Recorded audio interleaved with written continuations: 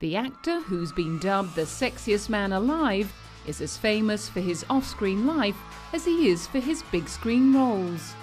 Born William Bradley Pitt, he's the oldest child of Jane and William, with a younger sister called Julie and a brother called Doug.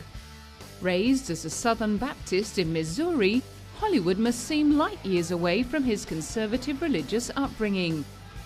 Always slightly uncomfortable with his superstar status, Brad Pitt could relate to some of the problems faced by the iconic outlaw he played in his 2007 film, The Assassination of Jesse James, by the coward Robert Ford. People have asked today about the celebrity angle, and certainly that's one aspect of the film. It's not the main focus of the film.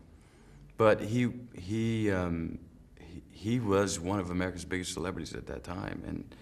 And the funny thing to me is that it doesn't seem much different today as it was then, in the sense that a lot of it was manufactured, a lot of it was sensationalized, very little was based in truth, and even after his death, like we just saw with Anna Nicole Smith, you know, the melee that ensues from it, really quite similar. There's just more of it today.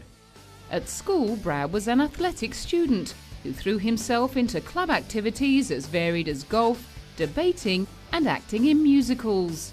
In 1982, he enrolled in a journalism degree at Missouri University. But just 2 weeks before graduating, he fled to Los Angeles to take up acting.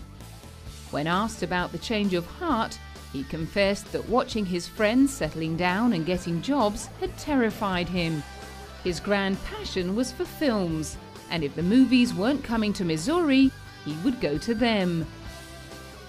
The role that brought him public attention was his portrayal of the sexy thief in Thelma and Louise. After following up with hits like Seven in 1995, The Fight Club in 1999, and Ocean's 11 in 2001, Brad achieved major commercial success with 2004's sword and sandal epic Troy. Directed by Wolfgang Peterson and based on Homer's Iliad, he played the warrior Achilles, who has only one weakness, his Achilles tendon. Brad spent 6 months in arduous training for the part, and during the physically demanding shoot, he ended up damaging his own Achilles tendon. That ironic twist put filming on hold for a number of weeks.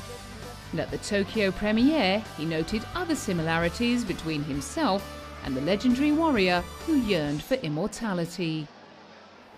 There's no denying the parallels. Me, myself, that's not why I was drawn to films, or I don't think that's why people really get into films. I don't know, that may not be true. But to me, it signifies more, if the obsession is to leave some kind of mark, to leave a monument to yourself, instead of setting out to discover something or make something for yourself and inspire in that way. It seems to me you got a big old fear of death there. And certainly I think it was true with Achilles, that he was running from this idea of oblivion, and certainly consumed by these questions of does his life have purpose, does his life have meaning, what's it all going to add up to in the end. Troy also marked Brad's debut as a producer. His move into behind-the-scenes work perhaps reflecting his belief that fame is fleeting. The same year, he scored another box office hit, this time with a sequel to the heist remake Ocean's 11. Ocean's 12 reunited him with George Clooney, Don Cheadle and Matt Damon. And during a pre-release interview at Cannes, it was clear that the Ocean's gang had lost none of their on- and off-screen chemistry. Not a bad gig. It was not a bad gig. No, it's a good place to be. If you're gonna do it over there. Do it Amsterdam, Paris, Rome, Lake Como, Sicily. Sicily, that's right. I forgot about Sicily. Yeah, we were all over the place. It was not a bad gig. It's a good gig. Brad's next big screen matchup would generate more buzz than the film itself. The action comedy Mr. and Mrs. Smith paired him up with Angelina Jolie to play husband and wife assassins assigned to kill each other. It was just great sparring. It was just, you know, great riffing, and we put so much script work in with together that there was no, it was free game on everyone. So, I mean, the bickering on the screen was probably the bickering from the table, you know, discussing ideas as well. Although rumours of an affair between Hollywood's two top stars began doing the rounds during filming, both Brad and Angelina insisted that their relationship was purely professional. He's really funny, so it was really nice to come to work and have such a good time. And often I'd laugh so hard that we'd have to cut. In 2006, Brad produced Running with Scissors, a film based on the tragic childhood of writer Augustine Burroughs. Director Ryan Murphy enjoyed a much more harmonious relationship with his producer than is usual. He's very sweet, you know, he's not what you think. He's very serious, and he saw many cuts of this movie and had a lot of ideas, and he had a lot of ideas on the script. But at the end of the day, you know, Brad is very supportive of the artist, and it was like, what do you need? What can I help you with? And he would call and get me money. However, there was a downside. He was very instrumental in getting all the rights to these great songs that are in the movie. I mean, he was very hands-on and supportive. But it was hard when Brad would come to the set because nobody would work. All the girls would stop working, and suddenly there'd be 15 people behind the monitor with Brad and me, and I'm like, what's going on? And then I was like, oh, it's Brad Pitt, of course. The same year, Brad took a role in the ensemble art house film Babel opposite Cate Blanchett. The multi-narrative drama that highlighted the lack of communication between different cultures and classes of society was a critical success, and among the many nominations it garnered, Brad received a Golden Globe nomination for Best Supporting Actor. Getting to travel a lot, I was just saying my biggest frustration is not being able to communicate, not knowing the languages, and I'm really bad with it too. It'd take a lifetime for me just to pick up another one, which I'm trying. But it's the undercurrent of the film, which is never stated, which I appreciate very much. But it's that inability to communicate and the misperceptions that we have because of that. Although he didn't end up winning the Golden Globe, he had begun to make his mark as a serious actor and attract the attention of film bodies and awards panels. For his part in the assassination of Jesse James by the coward Robert Ford, which he both starred in and produced, he won the Volpe Cup Award for Best Actor at the Venice Film Festival. It was a project that had been dear to his heart for a long time. Producing to me is just about making sure that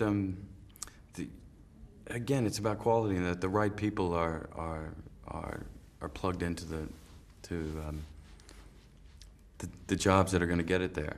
And so we see it from the very beginning. We work on the script and work on really fine-tune that. That's the first stage, and that goes on for years. I mean, we worked on this thing for 3.5 years, I think, or something like that.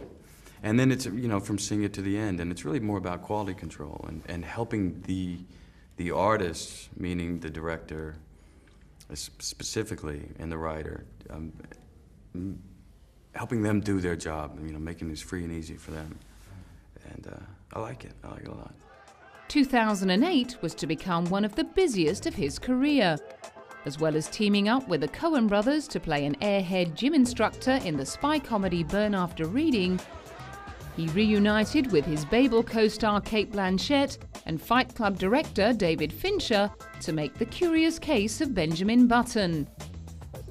Based on an F. Scott Fitzgerald short story, it told the extraordinary tale of a man who ages in reverse.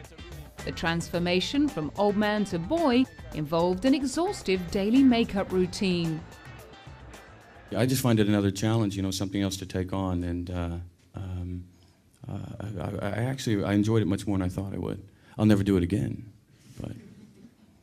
and I'm actually working on a mask though for public when I go outside, for the entire family. I'm serious. A Curious Case of Benjamin Button proved to be a huge critical success. It received no fewer than 13 Oscar nominations, including a nod for Brad for Best Performance by a Leading Actor. At the film's press conference in France, he was trying to stay relaxed about the good news. The Oscars are our greatest you know, that's our highest honor. And so when your numbers comes up, it's great fun for the movie to see it get acknowledged that way. But it's not the goal. It's a fickle business, and there to be enjoyed if you're invited, and there to be enjoyed if you're not, and it's all fine. The film walked away with 3 Oscars, including Best Makeup. But Brad lost out to firm favourite Sean Penn for his portrayal of Harvey Milk. In 2009, he set about making his mark in a different way, as a knife-wielding Nazi hunter in the Quentin Tarantino adventure Inglourious Basterds. Oh, Brad's damn good. He's damn good. You know, he worked on it during the course of the thing. You know, I don't know if he could quite carve a swastika onto a human forehead, but he probably could do it on a piece of steak. Raised as a Southern Baptist in Missouri, Hollywood must seem light years away from his conservative religious upbringing. Always slightly uncomfortable with his superstar status, Brad Pitt could relate to some of the problems faced by the iconic outlaw he played. And the funny thing to me is that it doesn't seem much different today as it was then, in the sense that a lot of it was manufactured, a lot of it was sensationalized, very little was based in truth, and even after his death, like we just saw with Anna Nicole Smith, you know, the melee that ensues from it, really quite similar. There's just more of it today. At school, Brad was an athletic student who threw himself into club activities as varied as golf, debating, and acting in music. In his 2007 film, The Assassination of Jesse James by the coward Robert Ford. People have asked today about the celebrity angle, and certainly that's one aspect of the film. It's not the main focus of the film. But he was one of America's biggest celebrities at that time. The actor, who's been dubbed the sexiest man alive, is as famous for his off-screen life as he is for his big-screen roles.